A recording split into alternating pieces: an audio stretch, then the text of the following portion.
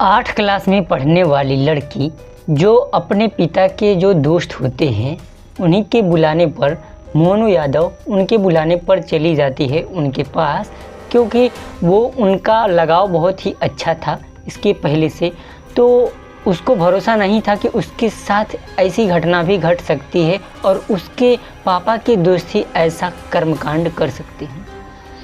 तो जैसे ही वो मोनू यादव बुलाते हैं इस महज 14 साल की लड़की को, वो उनके पास पहुंच जाती है और वो बहला फुसला कर एक खंडहर पड़े घर में ले कर के जाते हैं, जहाँ पे 2 लोग और मौजूद होते हैं जिसका नाम है रजा शेख और कृष्णा।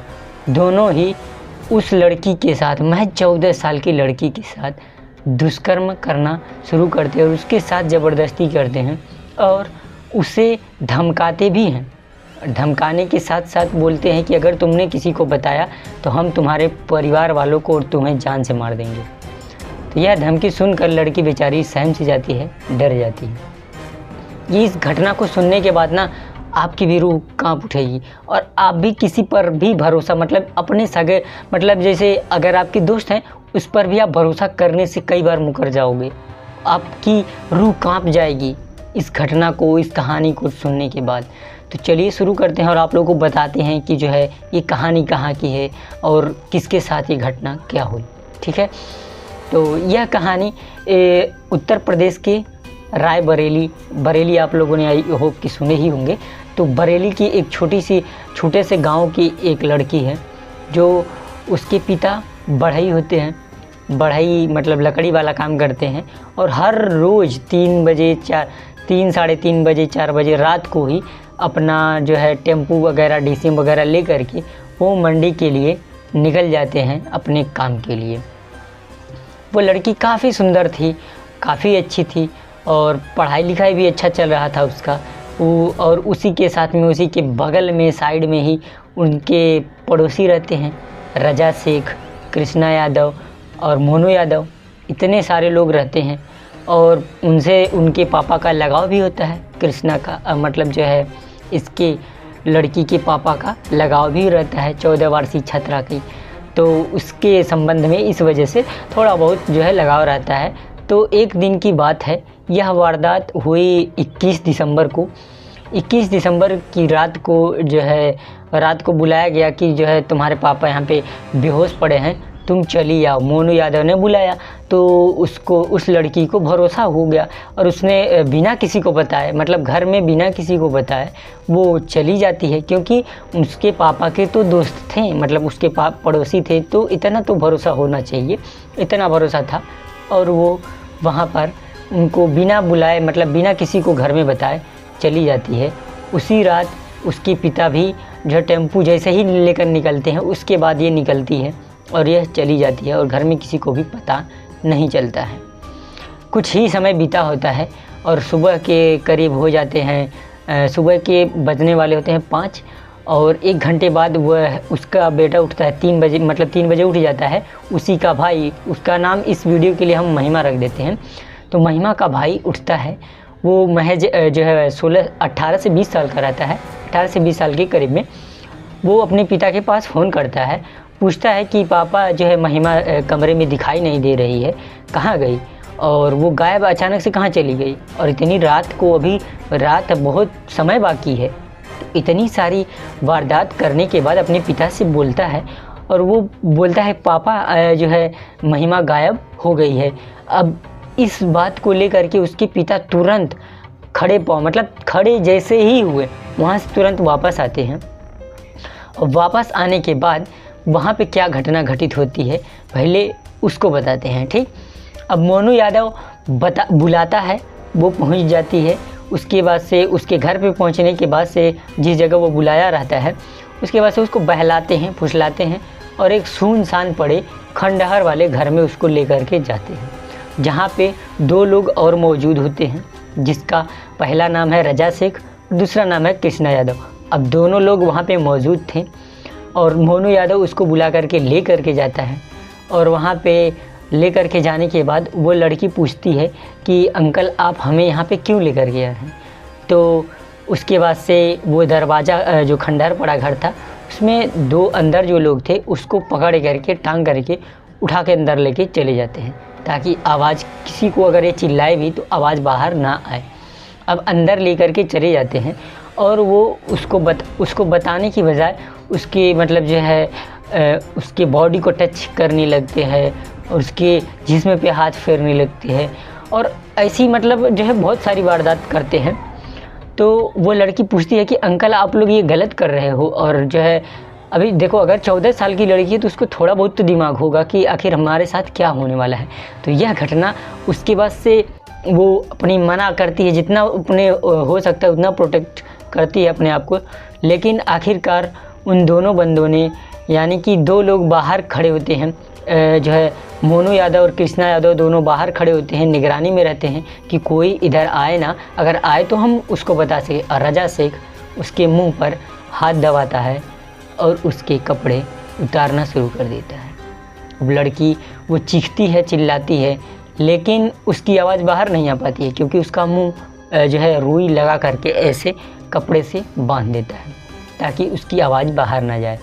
अब बांध देने के बाद उसके जिस्म पर फेरता है और जब तक उसकी काम वासना नहीं शांत हो जाती है उस 14 साल की बच्ची के साथ वह कुकर्म करना शुरुआत करता है। जब तक उसकी काम वासना शांत नहीं होती है तब तक वो उसके साथ जो है दुष्कर्म कर रहा होता है। अब इतना सब कुछ हो जाने के बाद वो अभी भी नहीं रुका है।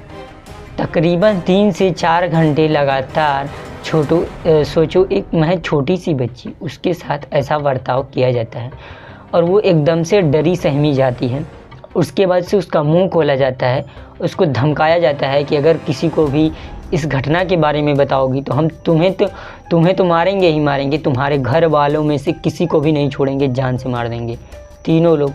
और उसको गन मतलब जो है दिखाते हैं, गोली वगैरह ऐसे गन दिखाते हैं, उसके खोपड़े में लगा देते हैं।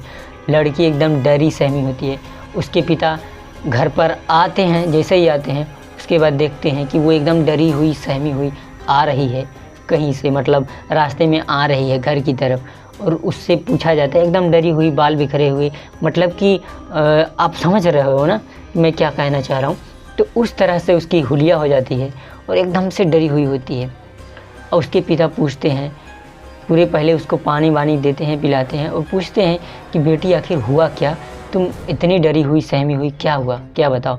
फिर वो सारी घटना को बताती है अपने पिता से कि पापा आपके ही दोस्त ऐसा ऐसा किए हैं और हमको बुलाएं कि पापा की जो है एक्सीडेंट हो गया है। तो हमने बिना किसी को बताए, क्योंकि भाई भी सो रहा था और घर में मम्मी भी नहीं थी, मम्मी भी सो रही थी, सब लोग सो रहे थे। तो अचानक से ये बात सुनी हम और हमें समझ नहीं आ रहा हमको क्या करना चाहिए और हम डायरेक्टली वहाँ पे पहुँच गए। अब यह सारी घटना को सुनने, उस सारी घटना को उस लड़की ने अपने पापा से पूरा एक्सप्लेन किया और उसे बताने के बाद से वह यानी कि उसके पिता, लड़की यानी कि महिमा के पिता ले करके चले जाते हैं, उसको लेकर के थाने पहुंचते हैं। और थाने में जाने के बाद यह सारी जो घटना हुई होती है उसके साथ, सारे घटना को उसको सुनाते हैं, मतलब बताते हैं। उसके बाद FIR दर्ज करवाते हैं। अब FIR दर्ज हो जाता है। उसके बाद से FIR दर्ज होने के बाद पुलिस बोलती है कि अब आप निश्चिंत रहिए, हम इन सभी आरोपियों को पकड़ेंगे। पुलिस आती है, छानबीन करती है, जांच पड़ताल करती है।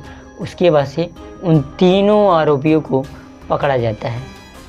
अब तीनों आरोपियों को पकड़ा जाता है। इधर इस लड़की के साथ जो हुआ था उसे जो है मेडिकल वगैरह पोस्टमार्टम, मतलब जैसे पोस्टमार्टम सॉरी, उसका मेडिकल चेकअप वगैरह होता है जो भी उसके साथ हुआ था, और उस बेसिस पे उससे उन्हें कोर्ट में पेश कर दिया जाता है उन तीनों आरोपियों को। और तीनों आरोपियों को जज साहब सबूतों पे और गवाहों के मद्दे रखते, मतलब देखते हुए, ये सारी चीज़ें देखते हुए उनको क्या करते हैं, फांसी की सज़ा सुना देते हैं। वह लड़की उस घटना के बाद से ऐसा होता है कि पूरे गांव में हलचली मच जाती है।